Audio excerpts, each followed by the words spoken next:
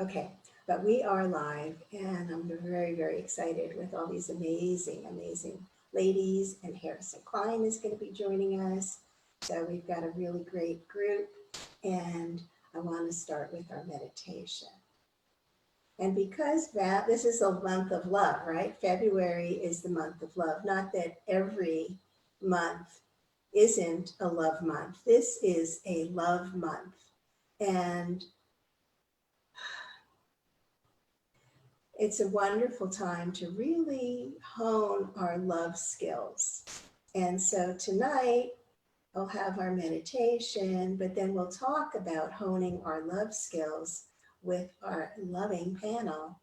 And so, right now, let's start with our breath. That's a wonderful way to get grounded, to get centered, and just be in our loving presence, our loving awareness, our loving essence, because that's who we are as love. So let's take a moment and just check into the body. Bring your shoulders up and rotate them back and down, and forward and up and back and down. Just move into your body. Feel your butt on the chair, your feet on the ground if you're sitting in a chair.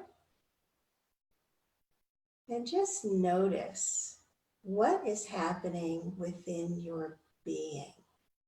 What sensations are you noticing within your body? Are you hearing any sounds? Are you noticing any tastes in your mouth? And what about the feel of any breeze on your skin? Any smells that are in the air? Maybe the feeling of your butt in the chair. Just notice, what are you feeling within your body? And let's begin to breathe. Let's begin to breathe all the way into our bellies. We're just going to inhale and exhale very consciously, following the breath in your mind's eye as you inhale through your nostrils all the way down into your belly. And then exhale all the way back out through your nostrils. Inhaling and exhaling. Inhaling and exhaling. We're inviting spirit into the meditation, into our group, so that we are guided divinely. Feel that love. As we inhale, we've invited Spirit, God, Source, the universe, the Holy Spirit, our angels, our guides, masters, and teachers. All of you are welcome, along with everyone who is here on this live cast, this Love Fest cast. So as we inhale, we're inhaling love, and we are exhaling anything that isn't love, any stress, any worries or concerns. All of this is leaving as we inhale love and peace and joy, and let it just fill beyond our bellies, all the way out through our auric field. Just feel that love just extending out. And as we exhale any stress, any tension, anything that's not love, we notice that we become vessels for pure love, that we can extend far out beyond our auric field. Notice how much lighter you are. And bring your hands over your chest. bring your awareness underneath your hands and just feel the love that's within your hearts. Think about something or someone that you love. In a meditation the other day, we focused on being a baby yourself, being a newborn infant, feeling that innocence and purity of who you are. And think about something or someone that you love, or think about a pure, innocent baby, a pet. Just focus your awareness underneath your hands and fill up that love chakra, your heart chakra, with loving thoughts, with loving images.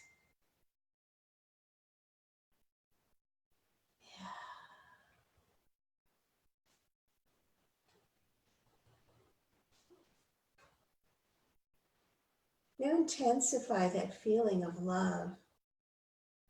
Feel it getting stronger, intensifying, magnifying within your heart space. And within your heart space, feel these words reverberating within. I am love. The essence of me is pure love. I am love. I am peace. I am joy. Feel these words within your heart space. And feel them extending out. They just can't help it. Love needs to be extended and shared. And just feel that I am love presence extending beyond you. Feel it reaching everyone on this broadcast, everyone that will be watching the broadcast. Feel it extending to everyone all over our beautiful planet.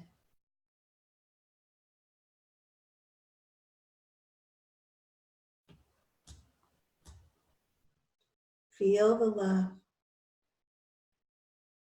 Just notice as you extend it out to everyone on our call, just notice what happens as you start to receive it, because giving and receiving are the same thing. The more love we give, the more we receive. It's not like earthly things. You know, if I give you money, it doesn't automatically come back to me. I give you a toy or a gift, it doesn't automatically come back. But the feeling of love that you're sharing comes right back to you. So just notice that. Feel that love. Feel it extending with your breath. And just notice as you inhale how it comes back, and exhale, you're extending it. Just notice the give and take, the giving and receiving of pure love. Just feel that love within. And again, let's intensify that love. Let's extend that love beyond our group. Let's extend it to embrace our entire planet, our beautiful blue-green planet, just covering it with love and healing peace. Just feel that love extending far beyond you and embracing us all. Feel that, feel it. I am love. I am peace. I am joy. The words are very powerful. And what a wonderful mantra to be saying silently in your mind as you extend this love. And extend this love and cover our beautiful planet with love. And we can extend it even further. Our whole solar system, the Milky Way, our universe. We are not tiny beings. We are huge. We are bigger than the universe as we extend ourselves. Physical forms are just such a small part of who we are.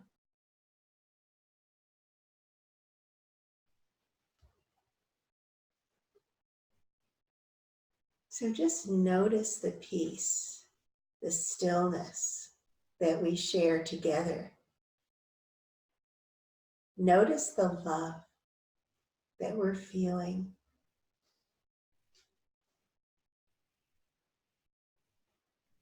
We can do no harm when we're in this space. We can only extend love and be love.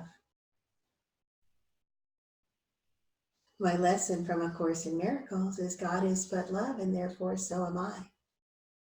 We are love, created in the image of our Creator, pure love.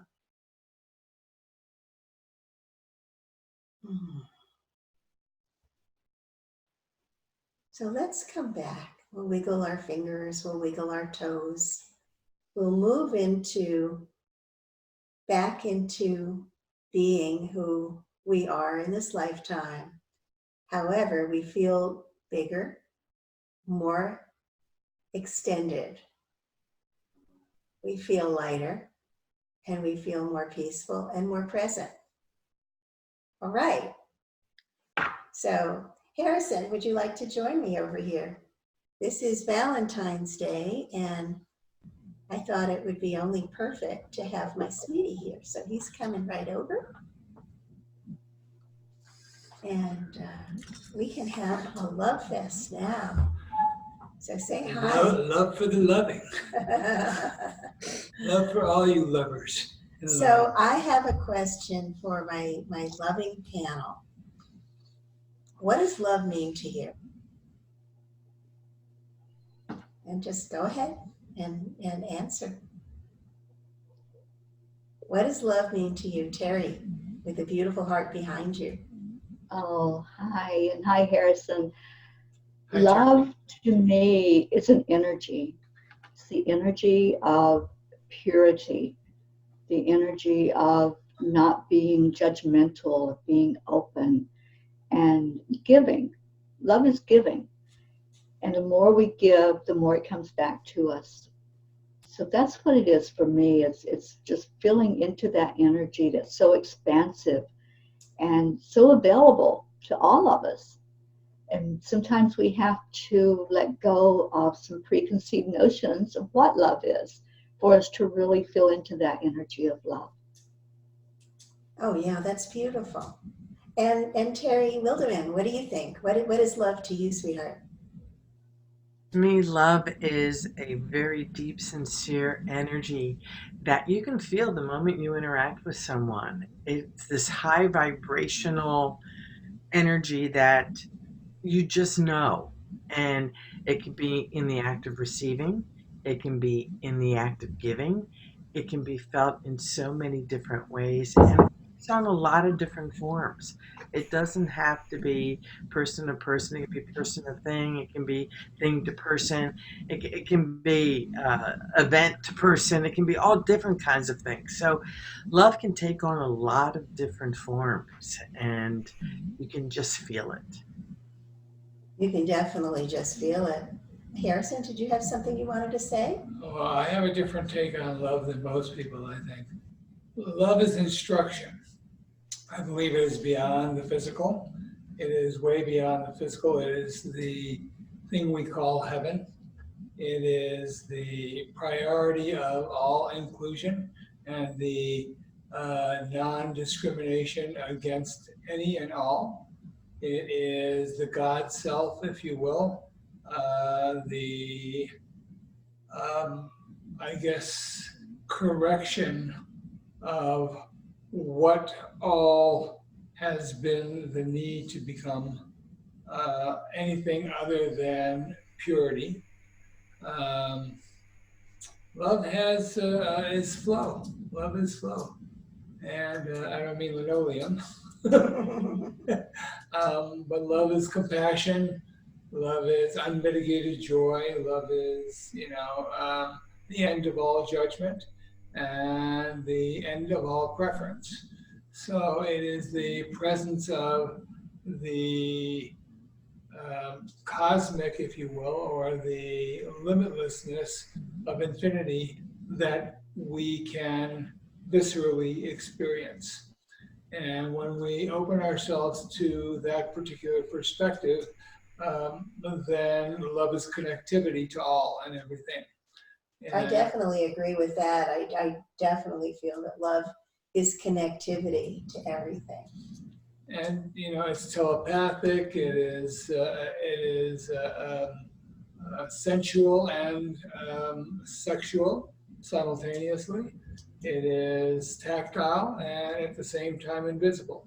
So it has all these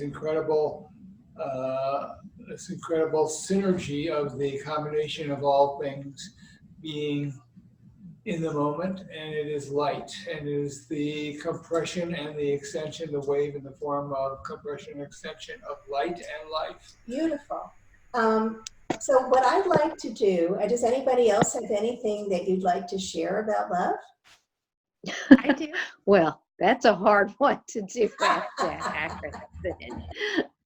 But the only thing I would like to add about love is really an evolution. It starts out, being having needs met, and I think as we grow, it evolves into something greater than its initial star. It's greater than the self, and it is the self of all things. It is the ultimate self. And so, Yeah, absolutely, because when we unite with others, we become something far greater than we are. So does anybody else have something that they wanted to add? I do, MarBeth. I thought you were, I was just going to call on you. I love everything that's been said. For me, what it is it's something that always exists, but it's not necessarily outside of ourselves. It's something that we don't truly feel or experience until we get to the place where we recognize it within ourselves and we embody it and be it.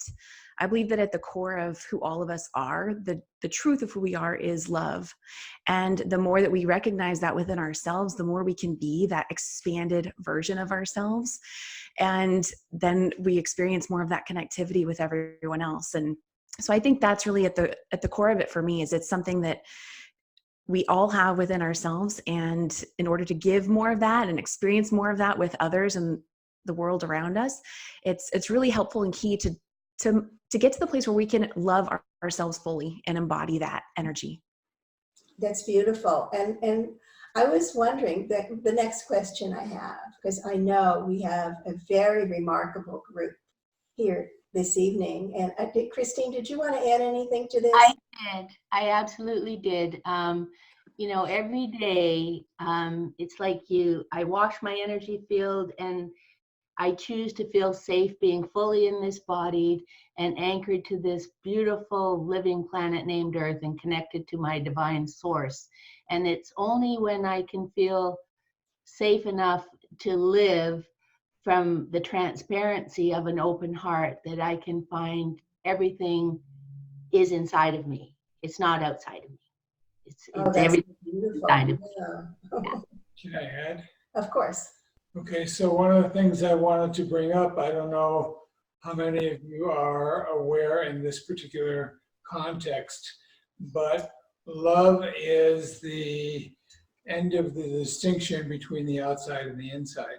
So there is no outside, there's only in here. That's right. And when we extend ourselves, or as we recognize the big self or the infinite self, there is no distinction between the outside and the inside. So that becomes such an incredible, amazing confluence of joy and flow and experience that we recognize our own eternity.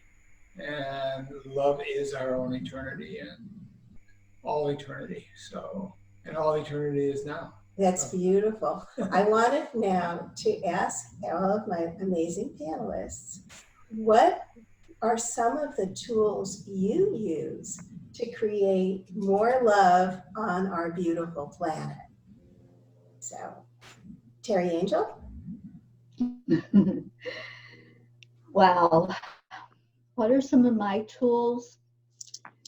I meditate every day. I think that's very important personally for me to go to that place inside that's quiet and peaceful and where I can, what I call coming home, where I come home to love. And then I envision what I'm feeling, that peaceful energy, that love energy. I envision it flowing out and I set an intention, which I think is so important, to set the intention to flow that energy out over Earth and let every being feel it. And being is everything that has energy, so it's not just people. It's also our beautiful plants and rivers and waters and animals, everything that has energy, which everything does. So first the intention, let it go out there, and then getting in touch to do so. Yeah, that's beautiful, Teri. Yeah, I think meditation is so important. And I think that's such an important distinction to recognize that everything is energy, whether it's a river or a pussycat or a tree or a rock. It doesn't matter. We're all one and we're all energy. And all energy is God or love. And so it's just a beautiful thing when we recognize this. Christine, what are some of your tools? My biggest tool that I use is my breath. And it's very powerful. And I will be grateful when our children are all taught the power of their breath to calm themselves down and to regulate.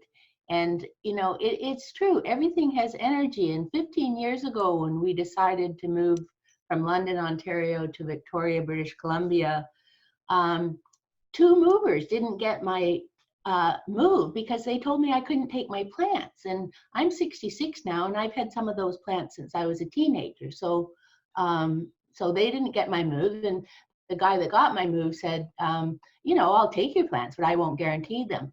But before we moved, I divvied up every little plant, like kind of like Noah's Ark, and I talked to them all. And I said, you know, you're going to be in the dark. You're going to be on boats and trains and planes. But in the end, we're all going to be together, and everybody made it. 2 weeks in the dark, and everybody made it here. Oh, that's so sweet. I love that. That's so beautiful. So Grace, what are your tools?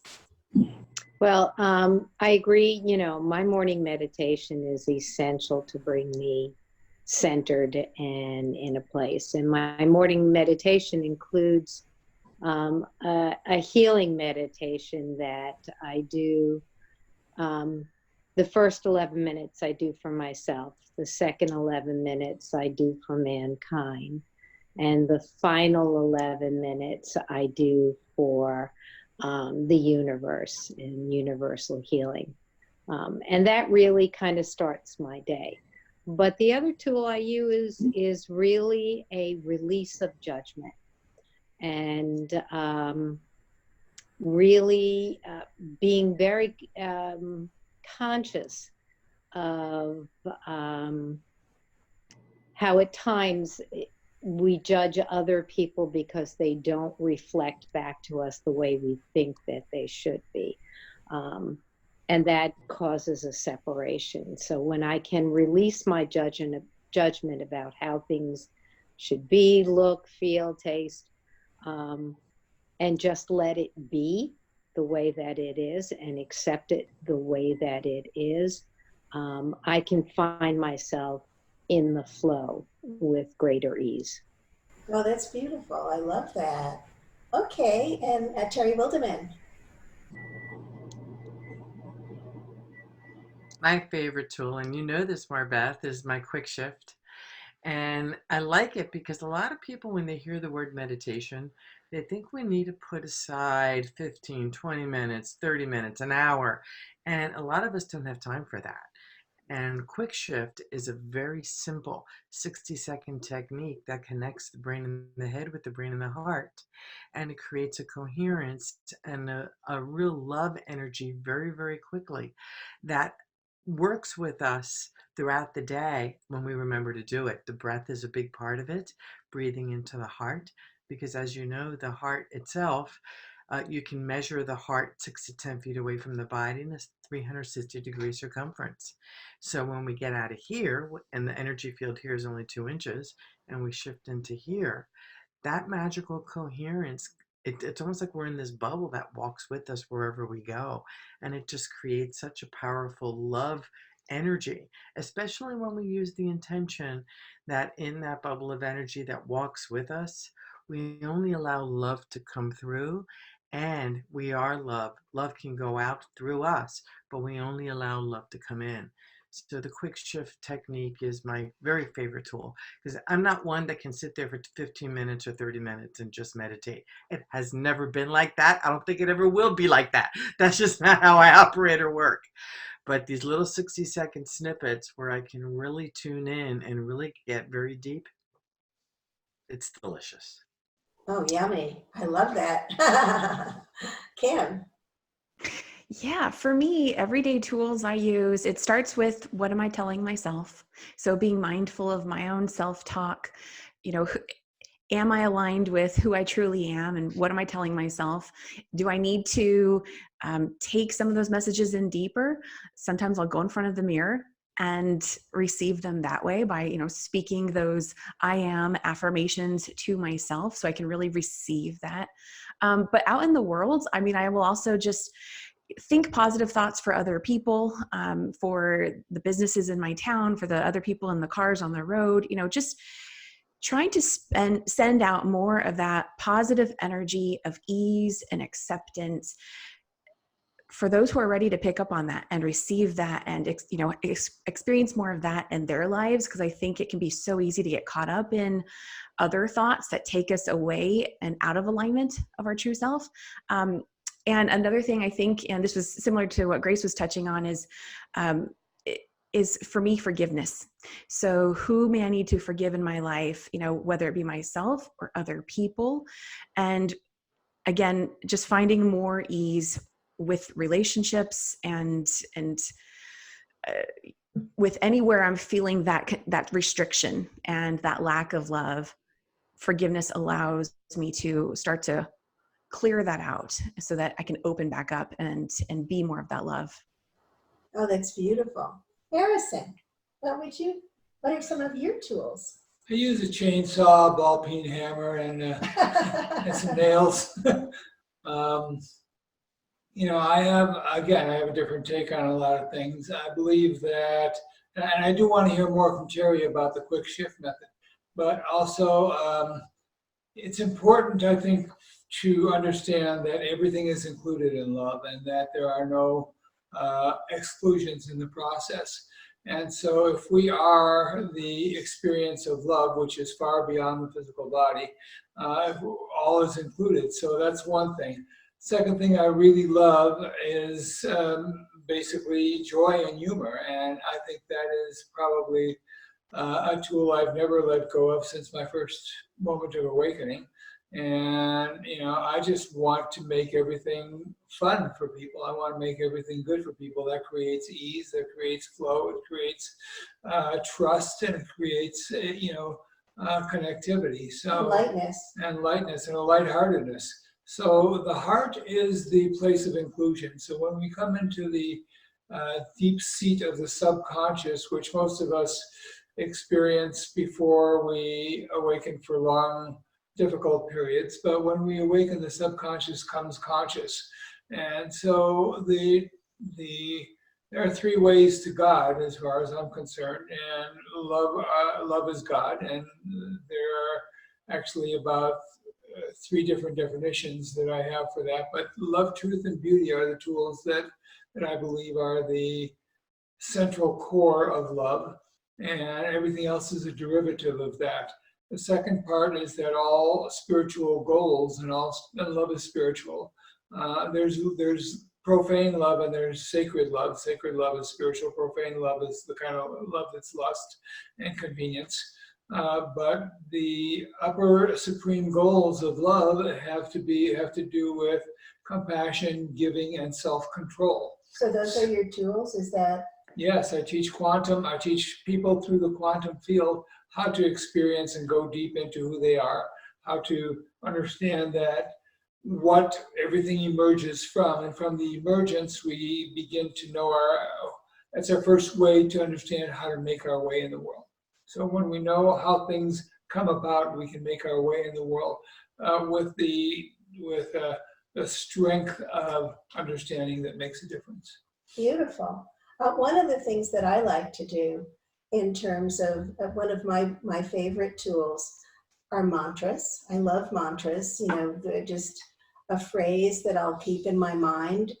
Like today I was driving to my Pilates class, and in my head I was reminding myself that God and I are one, that I am love, that God is love, and so am I. And I just had this talk going in my head the whole time. And I find that it just lifts me up. And the other thing that it does is that it removes the thoughts. So if I'm focusing on a phrase in my mind, not only does it lighten my spirit, but it also takes me away from any thoughts that might be distracting.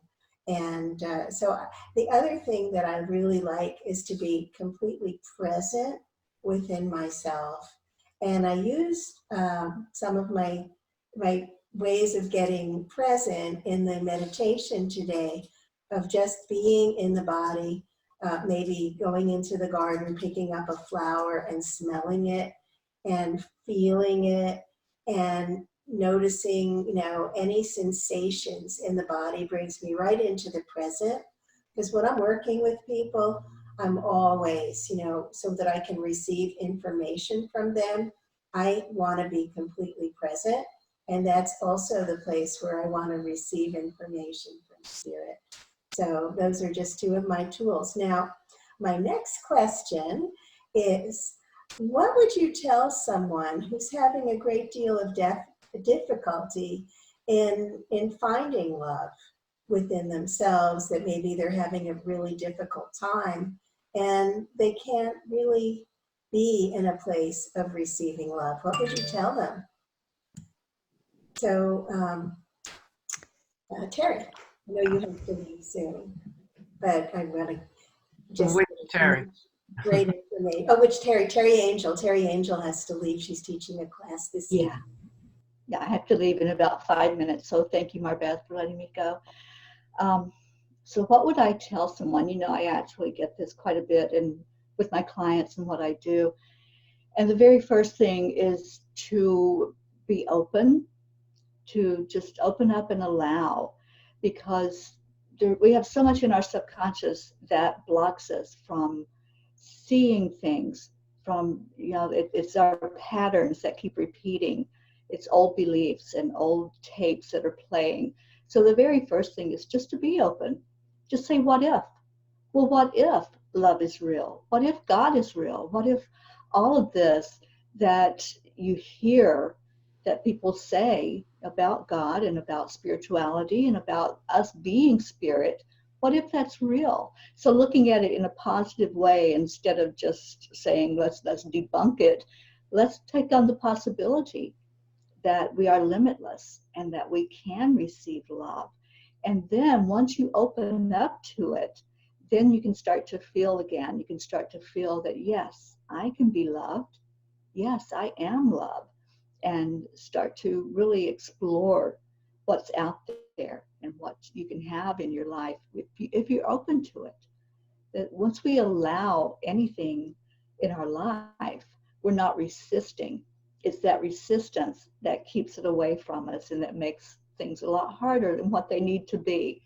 So my suggestion and what I use with clients is to, first of all, have them just be open to possibilities. I think that's wonderful, Teri, because open-ended questions are such a powerful way to move through resistance.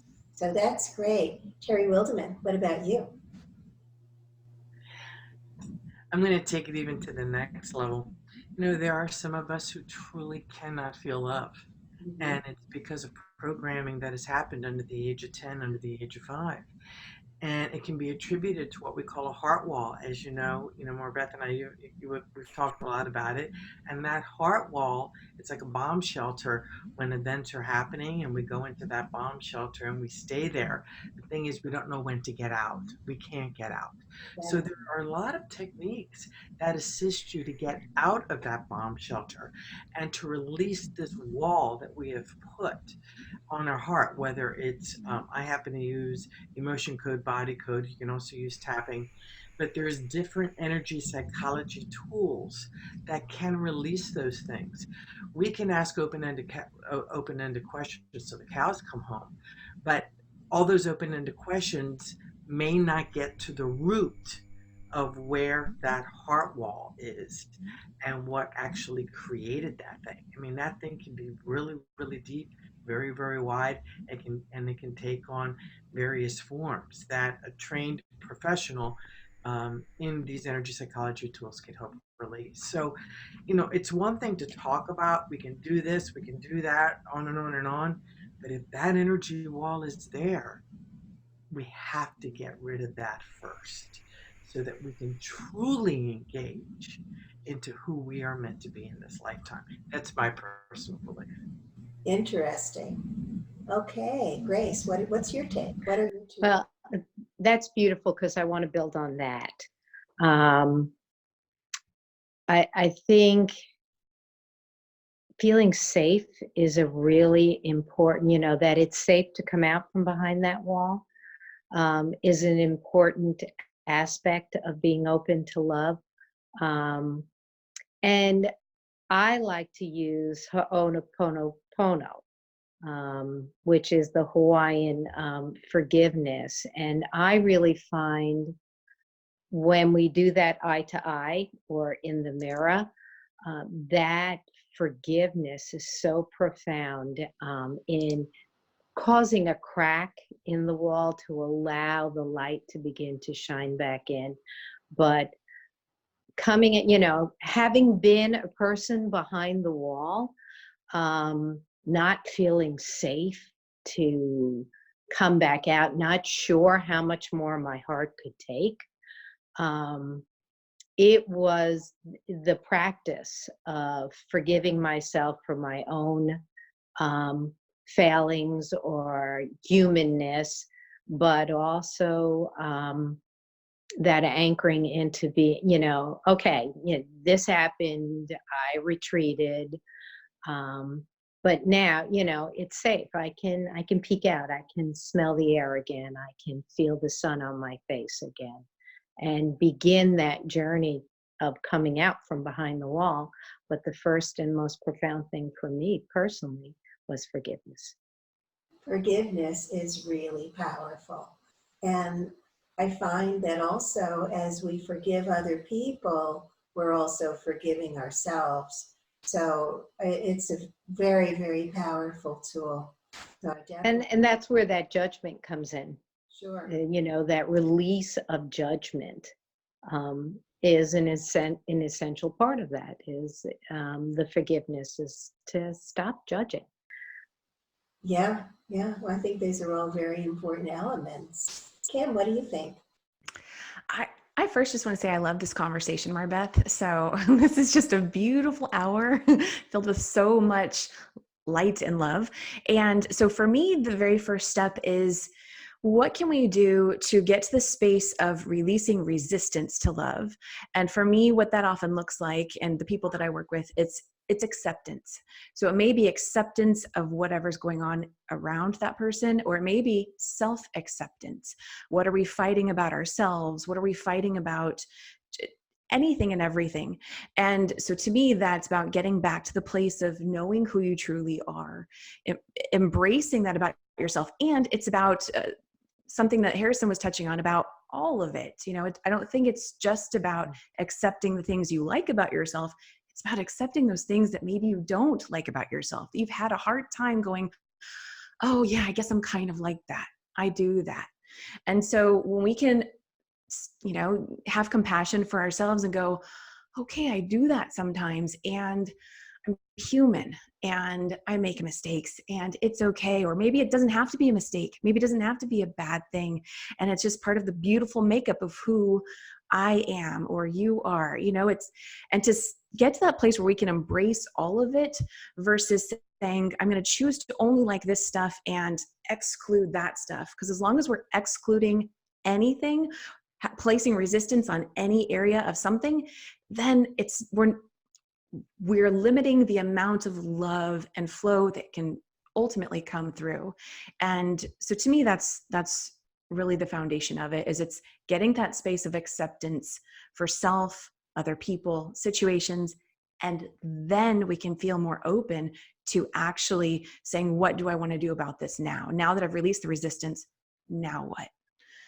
Beautiful. I love that. Yeah.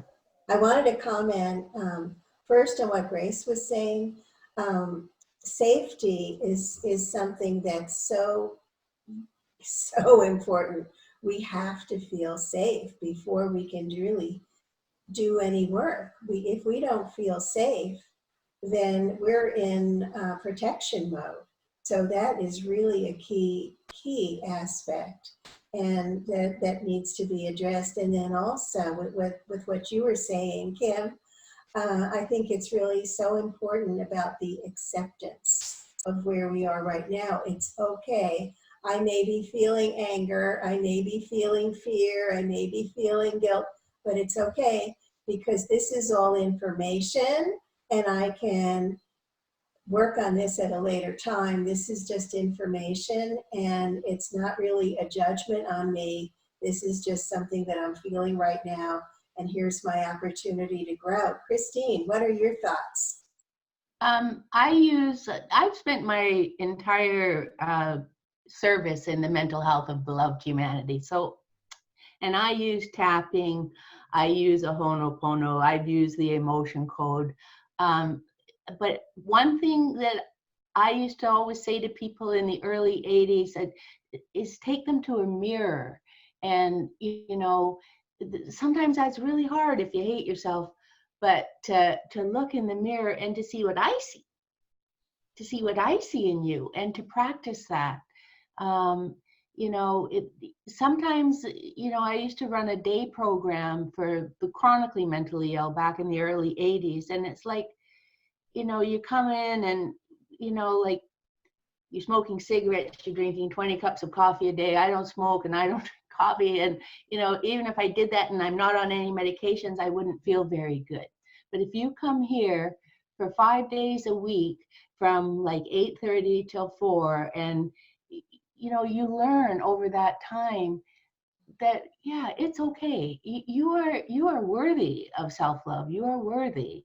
And, it doesn't happen overnight. And sometimes you slip back, but often, when you slip back, that's part of getting better, right? It's just part of it. And so like the new tools that have come out in the last 15 years or so, like tapping, I use it every day. And I use a Ho'oponopono every day. And I also, I teach laughter yoga. So I like to get naked in front of the mirror and laugh at myself, and then everybody clears the room. Oh, she's at it again. But it's pretty funny. That just makes me laugh harder. Good to laugh at my funny show. I love that. That's beautiful. Hey, Harrison, what about some of your tools? Well, one of the simplest things that I can use, boil it down to one word that I got from you, sweetie, and that is sweetness. When you give sweetness to anything, if you are sweet to somebody, sweet to yourself, sweet to your kids, sweet to your friends, sweet to, the things that you're doing, if you are projecting that, everything is very cool, very nice, very sweet, very wonderful, and all that. It absolutely elevates everyone and everything simultaneously. So, I got that from my love for you and from your love for me, and that has been a joy. And the last 9 years, 6 months, 4 days, 15 minutes, and 21 seconds. Oh, yes. Harrison, you're so funny. I have little post-it notes all over my house from something that you said years ago, Harrison, and it's like, I cannot be stopped. I'm always in the receiving mode of love. And I have to follow my. Thank you. That's beautiful, Christine. Yeah, I have the same thing in on our mirrors, and it says, "I want it. How does this feel?" Yeah. So, So awesome. So let's look at some other things. What other ramifications? So what do you think is the best way to create a new healing for our planet? Ooh, juicy questions. I didn't know that one was going to come out until it just did. Grace? Oh, great. Jump to me first. Yeah. I think it's a tenderness. That's the first word that jumped into my head when you said that. I think the world needs more tenderness right now, and I think we need to treat everyone and everything in it with this loving tenderness for the fragile being that it is, as we take this quantum leap into the ascension. let's write a song. Just holding everyone in such a tender place, all things in a tender place, and supporting it is really what I think we and the planet needs right now, is just this ultimate kindness of tenderness. Oh, that's beautiful. That's beautiful. Cameron. Yeah, MarBeth, the first thing that came to mind for me was truly the meditation you led at the very beginning of this. Like, that is such an excellent way to set the tone for stepping into, as soon as we started, I just felt kind of this softness wash over me. And then it was so beautiful how you had us extend it out to the planet and everywhere around us. It doesn't have to be hard. It can be as simple as that. It is as simple as that. And to me, that's an excellent tool right there. Meditation you led today. That's beautiful. Thank you. And Thank you. Teri Wildemann. When you asked the question, there were two words that popped up for me, and it's mindfulness and awareness, or let's reverse that, awareness first and then mindfulness. Because I find that, and again, you and I have talked about this a lot, MarBeth, especially when I go down to Miami. People are walking around with their face in their phones. They're not paying attention to crossing the street, and there's near misses and all this stuff. And it's like, I'm constantly saying and thinking and feeling, we need more aware, and I don't like to use the word need, because need is lack. What if there was more awareness and more mindfulness in our world with how our actions affect other people? The triple down effect, being kind and allowing somebody to cross the street, being kind and paying for the toll booth behind, the toll for the person behind us, being kind and helping the person at the cash register, being kind and aware of the challenges that we see other people having. Instead of judging them because they're doing whatever it is that they're doing, we can send them love, do ho'oponopono to them, send them love, ask the angels to wrap them with their wings, anything like that, that awareness and mindfulness that will help another person with whatever it is that they're dealing with, interacting with, whatever it is that they're living. Nice. Christine. Well, since there's only one of us here, every single day I honor the bravery of the innocent human being that chose to be born into such a spectacularly dysfunctional human family. I honor that. I honor that innocent being. And yeah, I do. And I'm tender with her, and I understand completely why you shut down. I understand completely. And now you have to feel safe enough, because we're moving into a different time, to trust me. I'm the adult now, and I know that you're a very brave being, and I honor your bravery. That's what I do. I love that. Harrison. Healing the planet starts with healing ourselves. We can't heal another until we are healed. That is absolutely fundamental as far as I'm concerned. So how do we heal ourselves? We ask ourselves the questions, the two most important questions on the planet. Who am I, and what am I feeling at this moment? And that's the beginning of opening up ourselves to healing, because as we know ourselves, we also know all others. As we know love, as we know joy, as we know experience, we know all others, and this brings on wisdom. We are beyond pain when we understand ourselves. We're only in pain when we don't understand ourselves or experience what we think is something called lack. And, if you're in joy, there's no such thing. If you're present, there's no such thing. If you're in love, there's no such thing. And, we heal ourselves by recognizing all other people are us as well. And so that there are, again, no exclusions. We heal ourselves in saying, okay, what has been wrong is not a mistake, it's a learning. And that becomes the foundation upon which we then grow ourselves. Because we have to, the only reason we don't get what we want, the only reason we don't love in the ways we want is we don't know ourselves, or we don't know what we want. So those are the only two things that keep us from healing. And where things are not healed is because we're not giving them love.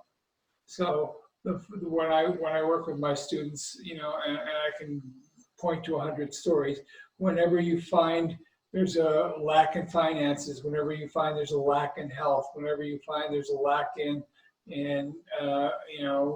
connection with people, or finding a soulmate or anything, it's about the fact that they're not giving love to that area of themselves. They're not knowing themselves well enough about, how they function, what they function about, what their core values are, what their core drives are, and they confuse what they're being told with who they really are. And once you heal yourself to ignore the voices of negativity outside of you and explore the voices of intuition and love within you, you heal yourself. And not only do you heal yourself, you heal the entire planet. Every single time you heal yourself to anything, you're healing the entire planet. That's beautiful, yeah. So because we know that there's no such thing as an idle thought. And or an idle being.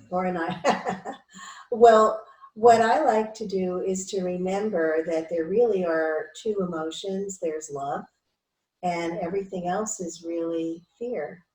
And we don't need to, it's either love or a call for love when somebody is acting out. Or there's television.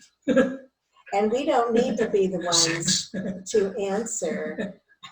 We don't need to be the ones to answer that call. We can let it be.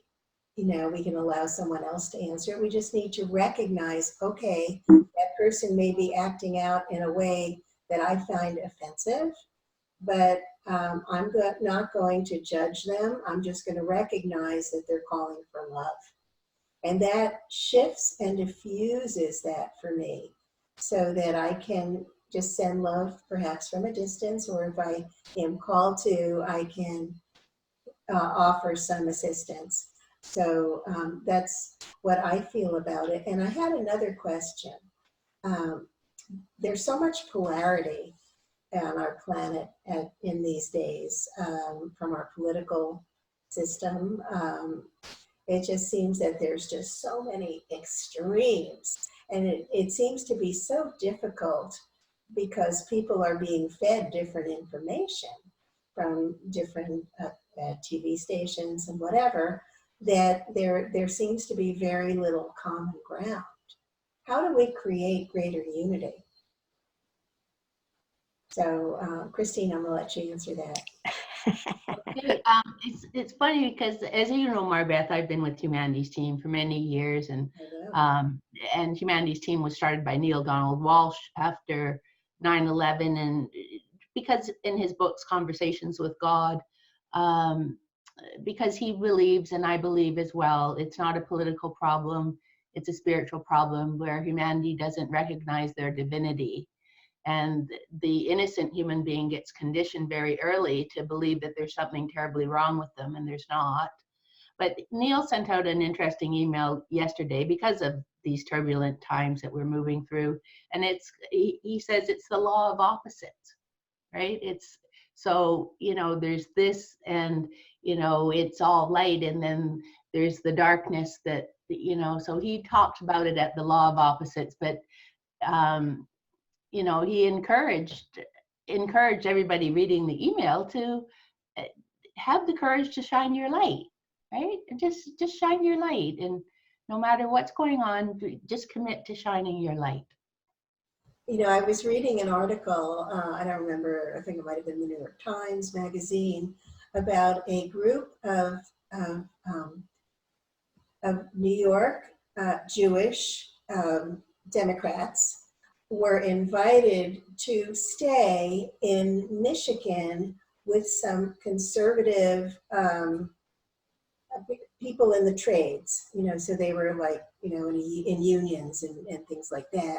They completely different viewpoint. But because of their exposure to each other, they stayed in each other's house, and then the men came and stayed with the women afterwards, and in New York, and they really connected on a very, very human level and became good friends, even though they had very different viewpoints, because they were able to connect on a human level. And they recognized, oh, well, you're not really that stereotype that I thought you were. And you're not really, some caricature. You're actually a real loving person. I thought that was a fabulous experiment. Grace, what are your thoughts? Well, I agree with Christine that the responsibility is a personal responsibility to stand in your full light. And that's the journey. Can you dust off the web and be the lighthouse? There is a system of polarities that is collapsing.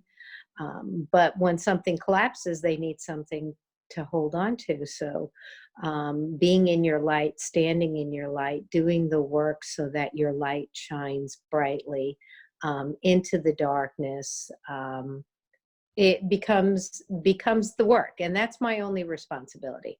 You don't have to like me. I don't have to like you. We don't have to agree on anything. I just have to stand in my power. Beautiful. I love that. Teri. Wildemann. As soon as you said my name.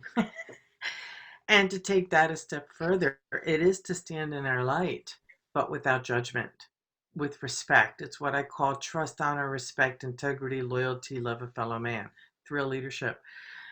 We are entitled to our opinions. And the moment we start to use the word all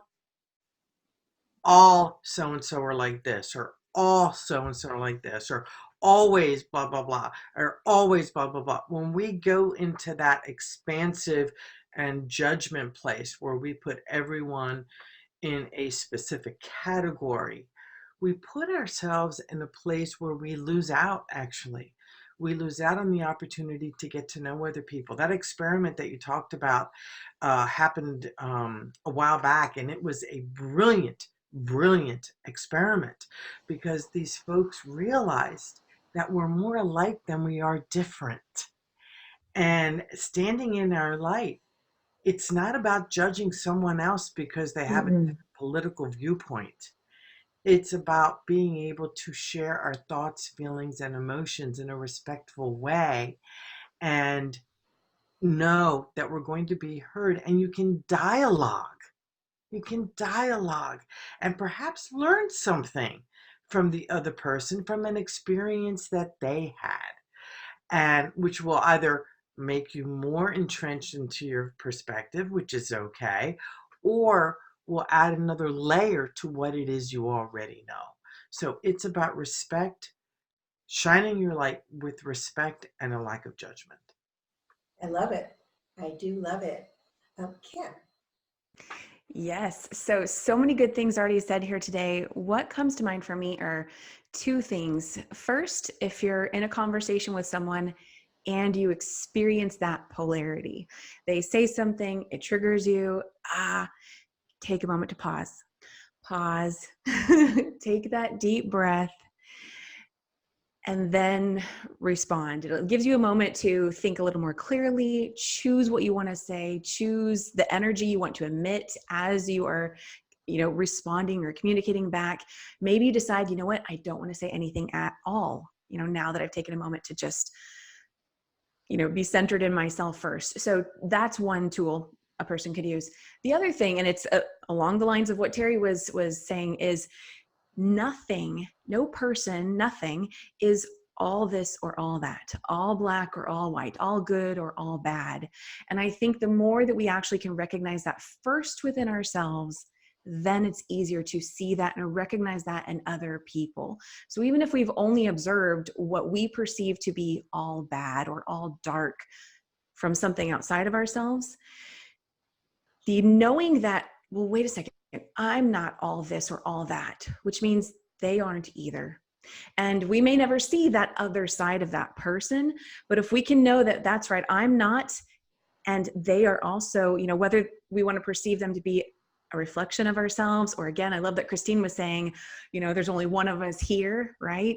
Recognizing that's right, they're an extension of me on some level. So therefore, they're not all this or all that either. And where can I find some gray area, some middle ground? Again, remembering that we're all so much more alike than we are different. I don't have to know what all those things are, but I can just have that knowing that, you know what, they are human too. They're having their own human lived experience. And can I just find a sense of peace or acceptance or compassion for not having to know their life experience or what's coming, what may have contributed to whatever's coming through that person, and just say, it's okay. I'm going to choose to allow it to be.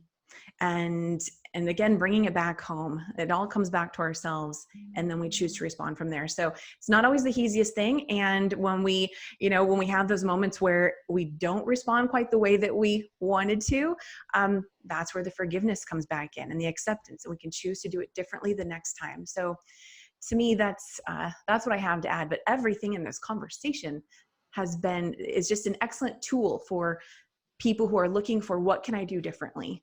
Just choose one of these things and start from that place. It's going to make a shift. Yay, that's the plan. Harris, what do you have to say? I want to tell a story about my own past, and what I've discovered over the long term is that I did a lot of unagendized travel when I was much younger. Had no agenda, I just went off, took the car and just went, traveled. As I did that, I met all kinds of people. I met, rich people. I met, beggars on the street. I met violent people. I met, conservative people. I met all different stratas and all different types. And what you learn from travel is to become humble. You live in humility, because in the humility, basically you understand that you don't really know a lot. You don't know what people are, and it's sort of very interesting to understand that you come into somebody's space, somebody's turf, somebody's area, and you don't know a lot about their culture, you don't know a lot about their past, you don't know a lot about their circumstances, you don't know a lot about what anything is except what they look like and what they say at that moment. And as they begin to unfold their stories to you and with you, you find that there's an enormous amount of both dysfunction and function simultaneously. And the life of that ability of not knowing, which is where your soul steps forward. When you don't know, it's when your soul steps forward. It's when you do know, which is ego.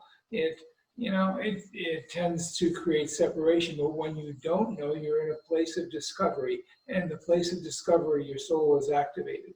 Your soul is the questioner. Your soul is the witness. Your soul is the vast understanding of the difference of you, diversity that exists in front of you on a consistent basis. And if you allow yourself to stay open, as Teri was saying, and as several of the other several other of you were saying, if you allow yourself to stay open and humble, humility of just, being in this space of, wow, this is an awe experience, it becomes a very, very dramatic way to allow the understanding of yourself and also the understanding of love, because there is nothing that you can't love about somebody, and love is the essence of all. And regardless of what people look like, what they have done or haven't done, what they've done or omitted to do, and what they've experienced and what they haven't experienced, they have a reality that is unique to themselves.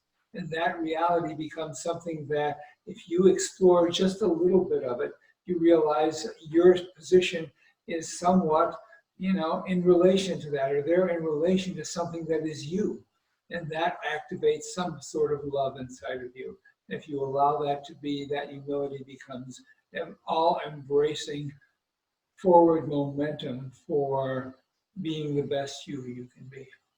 Well, that was awesome, Harrison. Thank you. You are welcome. Welcome, as they say in Japan. Welcome. You are welcome. Okay. I like it. Okay. So what I wanted to do was I wanted to share with you an experience that I had with Harrison many years ago. No secrets. This is not a secret. There's I no have shared secrets this anyway. before.